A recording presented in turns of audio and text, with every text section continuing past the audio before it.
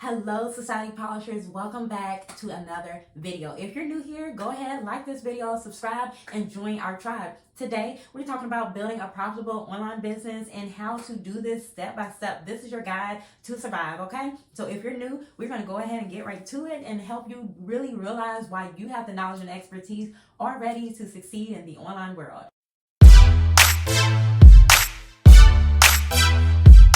You guys are looking to become an online coach, a thought leader, an industry expert, I'm here to tell you that you already have the expertise and the information that you need to succeed. And if you're wondering how, it's because you have the skills, you have the strengths, you have everything you need to make your dreams possible. You just need to start with step one, which is defining your niche, okay? So the first step that I really did when I decided that I wanted to really do this full time as my career, when I first left my job, I decided, you know what, I really want to help people, but I had to really sit back and say, okay, what topic am I going to talk about? So I went down this path of defining my niche, okay?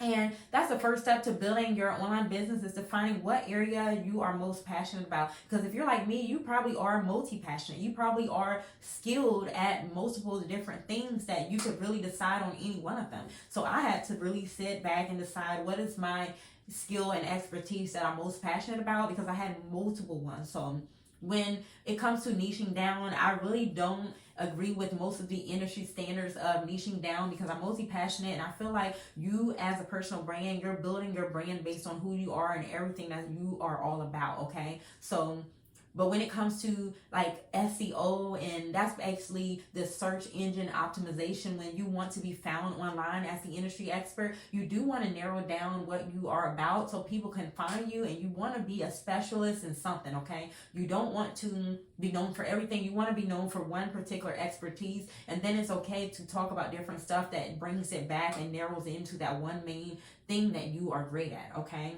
So I had to think about what were my skills, what was my expertise, and I really had to narrow it down and think about, okay, who am I speaking to? Who am I actually going to help? Who is my target audience? And what is the valuable service that I have that's going to really attend to the pain points and their needs? So the very first step of defining my niche, it actually was easy. And the reason why is because what I discovered is, number one, I thought I was struggling through this process at the very beginning because I knew so many different things. And I'm like, okay, I want to help people with everything. I want to help them with this, that, everything. So I was like, okay, hold on. You know, do I go general? Do I specify? But what I had to do that really saves me like so much frustration, I had to think about my story.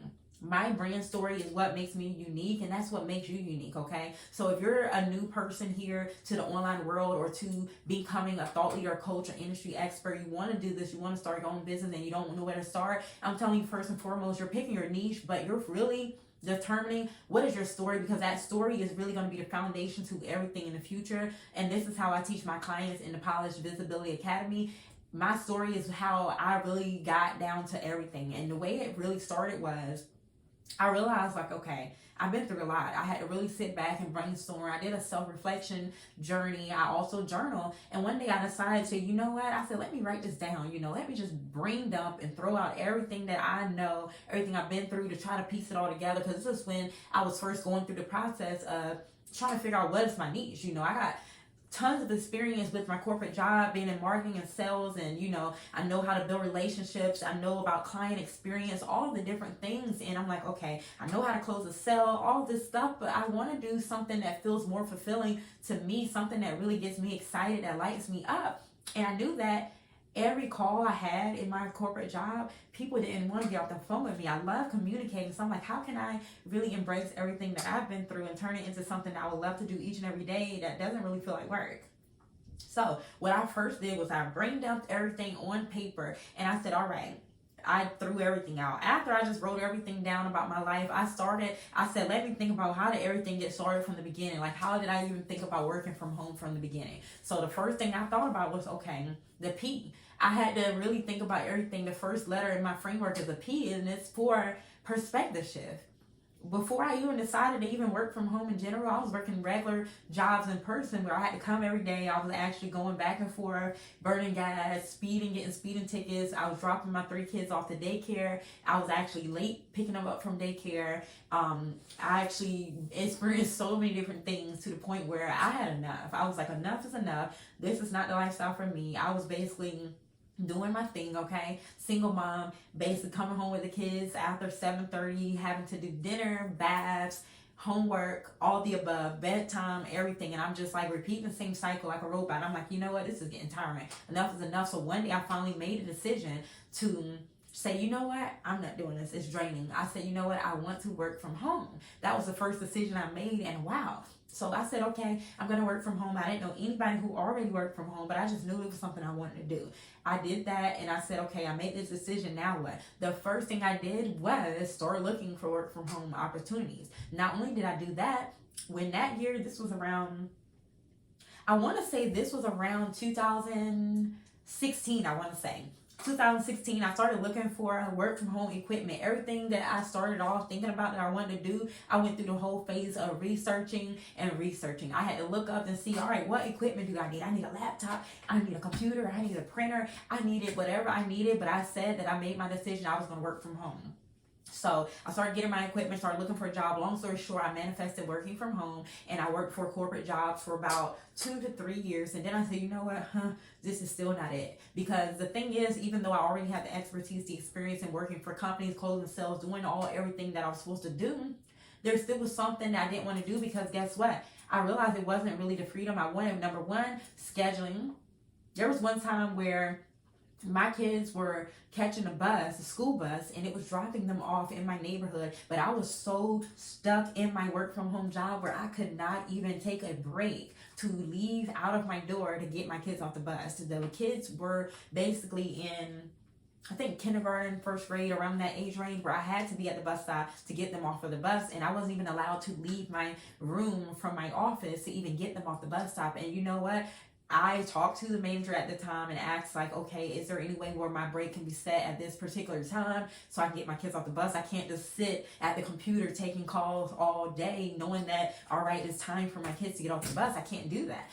So they didn't work with me, and unfortunately I had to lift up off of my computer and I had to go get my kids off the bus. So eventually that didn't work out because they ended up letting me go because I didn't follow the time frame of the schedule where they wanted me to basically take breaks when they wanted me to take breaks. And unfortunately, I didn't have anybody else to get my kids off the bus, okay? So there was different scenarios and situations where it came down to the point where I'm like, you know what? It was a lot of other things going on where I said, you know what?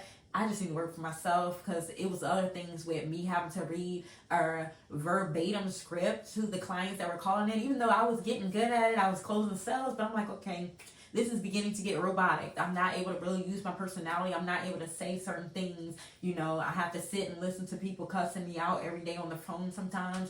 And some of the nice, sweet, genuine customers that I had, they wanted to stay on the phone with me the whole time. We were just having great conversation, and they wanted to vent to me and tell me their every last story, but I had to rush them off the phone. I had to get them off the phone and tell them have a nice day. So unfortunately, that did break me down a lot of times where I had to basically rush people off the phone. I had to do the requirements of the job. So even though I'm great at sales and marketing, and I had that strict timeline and procedure, I still had to do what I had to do, which is why it led down to me really realizing, okay, I have to work for myself. I have to do what I have to do to make it and build my own brand, which is number 2 of what I'm telling you guys, okay? Number 1 is define your niche. You got to think about what you're good at, what your skills are, what your expertise is, and how to build your brand. So for me, I had to think about everything I did in the past, and I also thought about the lessons I learned from the jobs I did in the past. And like I said, the first step was me shifting my perspective.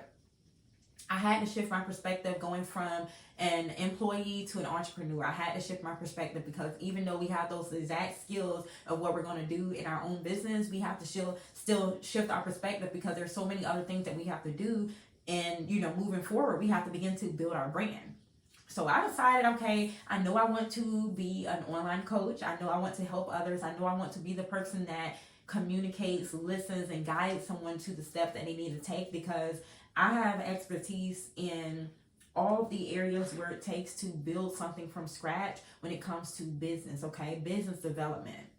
because a lot of companies I work for, that was everything that I learned. Okay, so with my skills, I put together my passion, which is communicating, helping others, helping people as a problem solver, really being a critical thinker. A lot of the skills that I naturally love to do, it was just being blocked, I guess you would say, in my corporate job. I wasn't able to really express or open up how I wanted to, which was why number two, I had to build my brand. And when I started building my online brand, okay, it was new because I was only going by the brands that I worked for. And I had to take ownership. That's my number two in my framework. I had to take ownership. And that's what I teach my clients as well, because guess what? You have to be able to set yourself apart from the other coaches, okay, or the other industry experts, even if you're not a coach. You have to realize when it's time to take ownership, you have to be able to own up to what is your unique selling proposition, what makes you different, because you're going to find out the hard way. There's so many different coaches and different people who are in these niches already who may have started before you, but how can you differentiate yourself from others? How can you be different? What do you have to offer? How do you show up as someone who's different?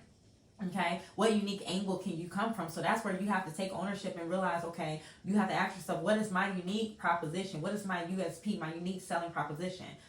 So the third step is, okay, this is not really mandatory, but this is what I did. After building my brand, I'm, defining what makes me, what am I going to be about. I decided in the very beginning to be a business coach. And that was just a generic label. I decided to title myself as just a regular business coach. But soon after, I realized that, I definitely needed to niche down and really own in on the very skills that I was great at. And we'll get on that level in another video. But for this, the next step that I did was build a website, which is not mandatory because really you guys can throw up a Calendly scheduling link to book out your coaching sessions, and you can also promote yourself on Google search engines, which is your blog, your YouTube channel, and your Pinterest account, which is Google search engine. And you can also, of course, do social media marketing, of course. So that consists of YouTube, Facebook, Instagram, TikTok, all of the above. LinkedIn is a very great one for professionals as well. But that's what you do in the third step. You get yourself out there and start building your online presence. So you build your niche, you decide your niche, you build your website, decide your unique proposition. You get out there and start marketing yourself. So some of you guys may be like, okay, well, what else? You have to have an offer, of course, and this is deep. So like I said, I don't want to take up your time in this video. I teach you guys the step-by-step process from beginning to end in my signature program. So Polished Visibility Academy is where you want to be. This is the #1 personal branding coaching program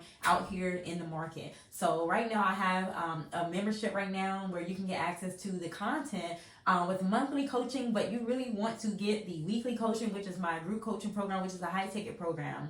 And I also offer one-on-one as well. And this is for the people who are serious about really growing their brand. If you really are tired of the situation you're in, whether you're still working that 9-to-5 job, whether you're new in business and you just want to move the needle and get to making sales, getting clients, whatever it is you want to do, I can help you create your own signature offer. Because like I said in the beginning of my whole video, I did all of this based on my brand story, okay? My brand story, it's a brand story framework now that I created to help you guys do the same thing. And it's a 6-step program where overall I'm guiding you through the beginning journey, taking you along the steps as you grow your personal brand. You will be able to create a signature offer to stand out from the crowd of competition.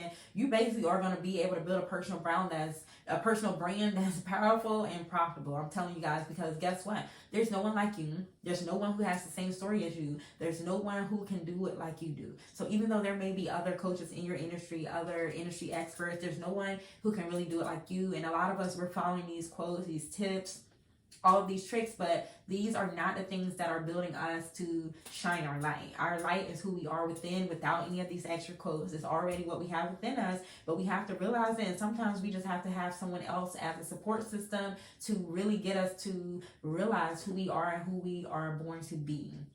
So with that being said, I hope that you guys can follow these steps. Like I said, just as a recap, it's defining your niche is what I said for the first one. The second one is building your brand online, building that online presence on a Google search engine or social media marketing. Like I said, if you want to start building your website, you can, but you don't have to. You build your online presence, okay? And then that's when you develop your signature offer, which would be your coaching program if you're an online coach.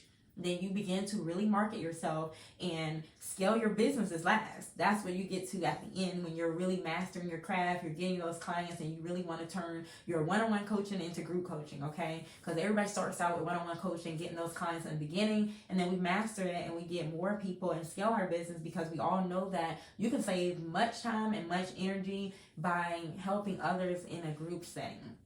Okay, so if you really want to know more about packaging your offer, starting from the beginning, mastering your brand, whatever it is you guys need more specific help on, please let me know down in the comment section below. And I'm sure that you will like the next video above, so be sure to catch that one after this. And I will see you guys in the next video. Thank you so much for watching, and I hope you stay polished in for the win.